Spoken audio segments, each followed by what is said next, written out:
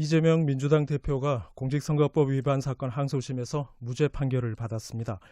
징역 1년에 집행유예 2년을 선고한 1심 판결이 뒤집혔는데요. 여야의 반응은 엇갈렸습니다. 국민의힘 안철수 의원 연결해서 자세한 얘기 나눠보겠습니다. 의원님 안녕하십니까? 예, 안녕하십니까? 네. 항소심 재판부가 징역 1년 집행유예 2년에 1심 판결 깨고 무죄를 선고했습니다. 어떻게 보셨습니까? 저는 2심 사법부 판단 존중합니다. 네. 다만 이제 최종 판단은 아니지 않습니까? 그래서 대법원 최종심에서 공정하게 또 판단이 내려지시기를 기대합니다. 네. 어제 판결을 좀 자세히 들여다보면요.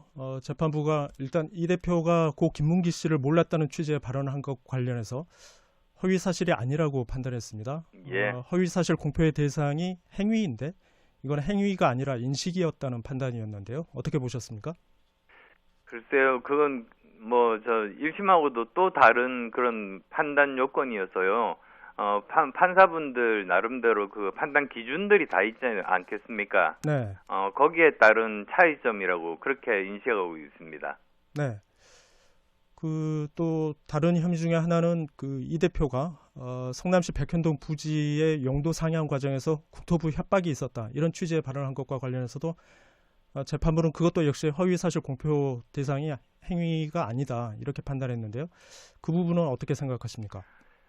그 부분은 조금 뭐라고 할까요? 영어로 보면 컨트로버셜한 부분이 좀 있습니다. 네. 그러니까 이게 문서로 이렇게 나와 있는 부분인데 이걸 협박으로 볼 것인가, 지시로 볼 것인가, 이런 차이들이 있지 않겠습니까? 네. 근데 이걸 협박은 아니다, 이렇게 판단하신 것 같습니다. 근데 결국은 최종적으로는 대법원 최종심에서 공정하게 판단하시겠죠. 네.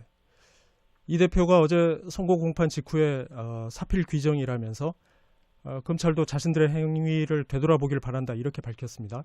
예. 이 대표의 사법 리스크 일정 부분 해소됐다고 보십니까? 저는 사실은 이번 판결이 이 대표에게 완전히 면죄부를 준 것은 아니라고 생각합니다. 네. 그러니까 우선은 이 사건만 하더라도 대법원 최종심에서 모든 게 결정되는 거 아니겠습니까? 네.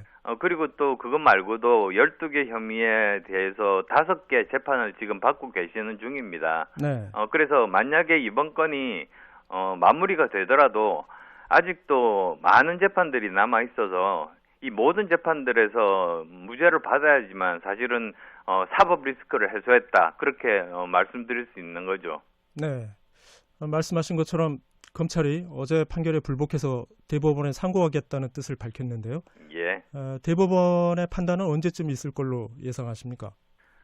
글쎄요. 저는 사실은 대법원에서 언제 어떻게 판단하는가에 대해서 미리 예상하는 것 자체가 거의 불가능하다고 봅니다. 네. 제가 여러 번 이렇게 나름대로 판단도 해보고 이제 예상도 해봤습니다만 생각보다 다른 그런 판단이 내리는 경우도 꽤 많았습니다.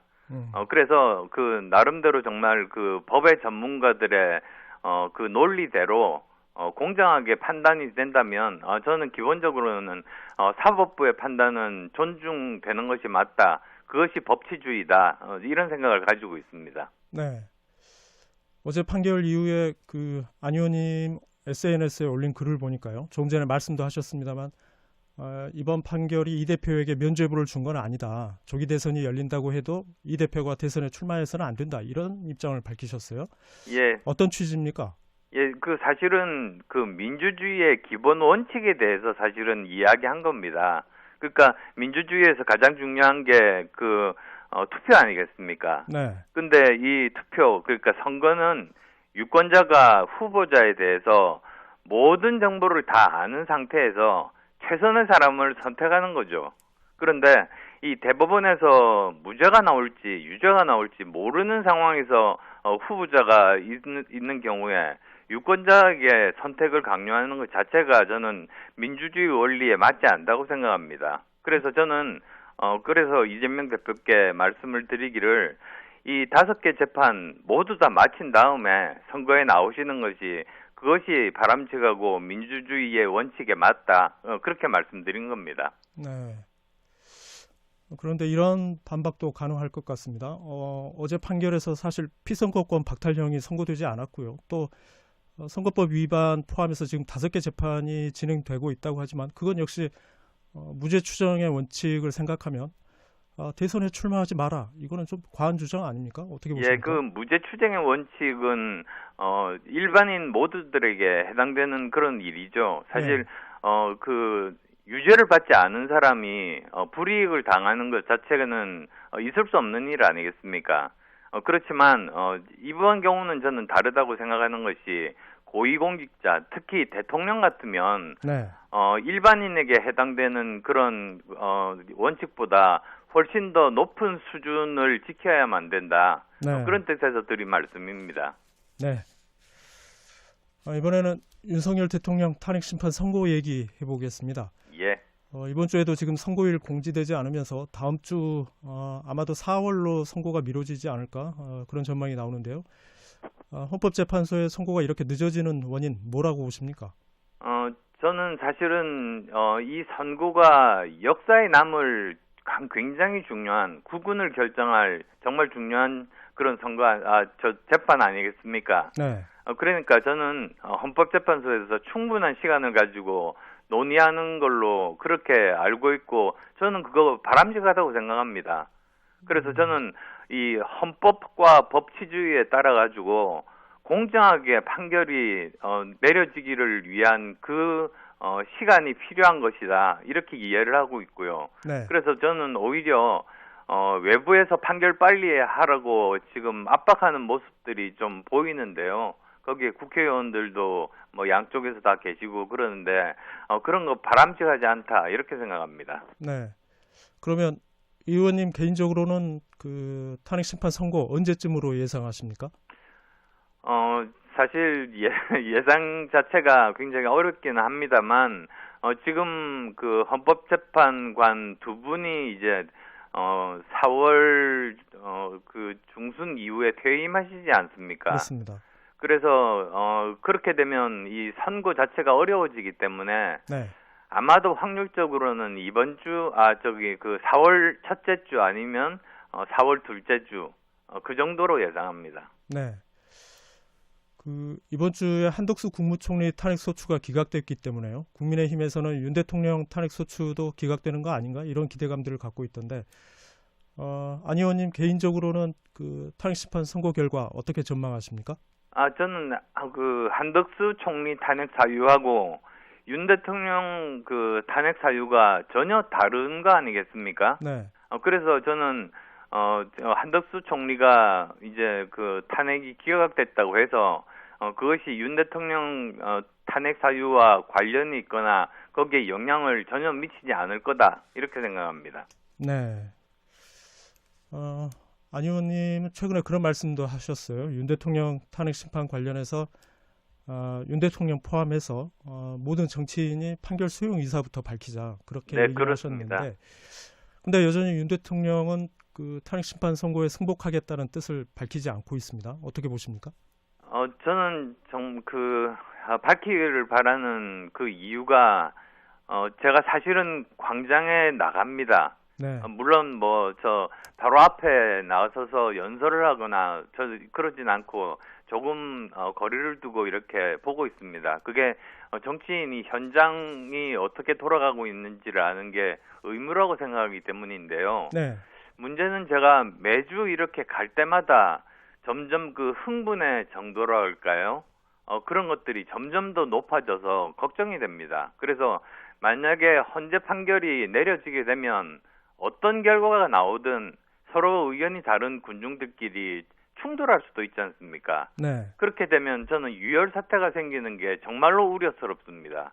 사실 지난번에 박근혜 대통령 탄핵 때도 이런 일이 일어나가지고 네 분이나 돌아가시지 않았습니까? 그랬죠. 예. 그래서 저는 이런 일이 다시 일어나는 일을 막을 수 있는 최선의 방법은 윤 대통령을 포함해서 여야의 정치 지도자들이 헌재가 어떤 결정을 하더라도 그거는 승복하겠다 이렇게 메시지를 내는 게 이런 비극을 막고 그리고 또 앞으로 우리에게 필요한 국민 통합을 이루는 그런 길이라고 생각합니다. 네. 그 윤 대통령 탄핵 심판에서 탄핵이 인용되면 조기 대선이 치러지는데요. 안 의원님은 그런 말씀도 하셨더라고요. 조기 대선에서 대선 후보가 되면 이재명 민주당 대표와 대결해서 이길 자신이 있다. 그렇게 밝히셨는데 그런데 최근에 여러 여론조사 결과들을 종합해 보면 의원님 지지율이 그렇게 높은 편은 아닌데요. 예. 지지율을 끌어올릴 어떤 보관이 있으십니까? 예, 아마도 그 조기 대선이 열린다면 지금까지의 그 선호도가 완전히 새롭게 바뀔 겁니다. 저는 저 나름대로 장점을 세 가지로 보고 있습니다. 저는 네.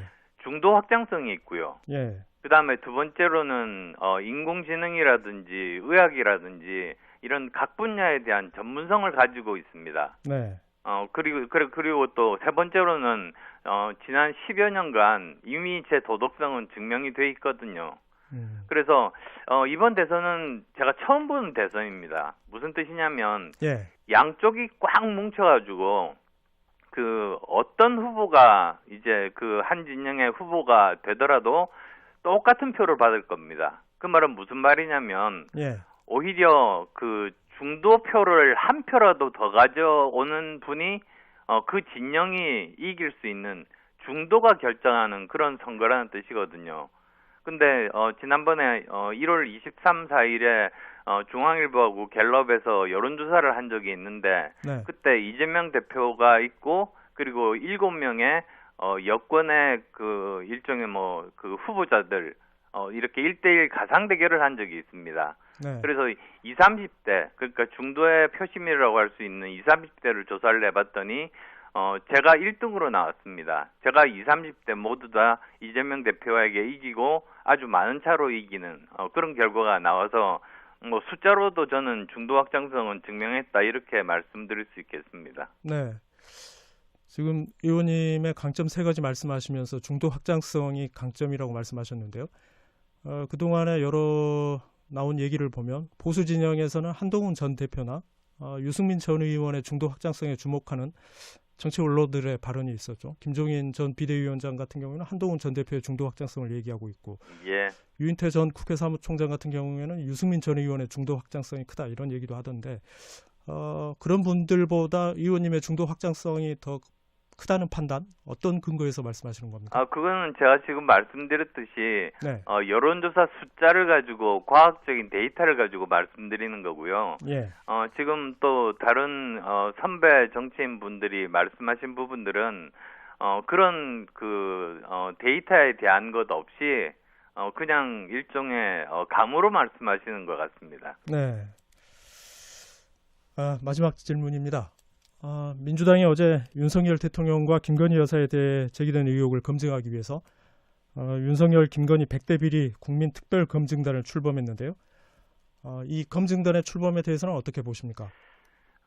저는 조금 부정적인데요. 무슨 뜻이냐면 그 수사를 하자고 하는 거에 대해서 부정적인 건 아닙니다. 네. 이 대한민국이 법치국가 아닙니까? 근데 이 대선을 앞두고 이것을 진실을 규명하기보다는 홍보용 이벤트로 접근하는 그런 것은 바람직하지 않다고 생각합니다. 그래서 사실은 잘못된 부분에 대해서는 엄정하게 수사하고 만약에 공천 개입이 있다면 거기서도 마찬가지로 제대로 수사하는 것이 맞죠. 근데 지금 윤 대통령 직무가 정지되어 있으니까 탄핵이 인용된다면 그 후에 수사기관에서 김건희 여사를 봐줄 이유가 전혀 없지 않습니까? 네. 따라서 저는 국민 그 검증단이랄까요? 그 국민 검증단 같은 그런 이벤트를 만들기보다는 오히려 저는 의혹이 있는 부분들에 대해서 수사기관이 정말로 철저하고 공정하게 수사에 임하는 것이 그것이 국민들을 위해서도 맞다 이렇게 생각합니다. 네. 오늘 말씀 여기까지 듣겠습니다. 고맙습니다. 네, 감사합니다.